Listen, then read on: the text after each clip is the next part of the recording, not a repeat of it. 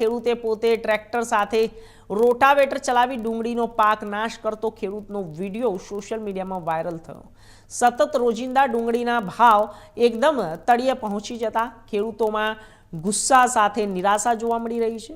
Social મીડિયામાં ખેડૂતો દ્વારા સફેદ ડુંગળી ખેતરમાં ઊભા પાક પર ટ્રેક્ટરથી રોટાવેટર ફેરવી રહ્યો હતો તેવો વિડીયો ખૂબ જ વાયરલ થઈ રહ્યો છે.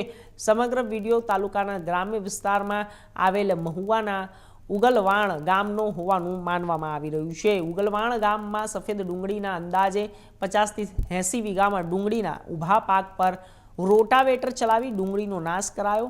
ઊભી ડુંગળી ખેડી નાખી અને સમગ્ર ડુંગળીના પાકનો નાશ કરવામાં આવ્યો છે.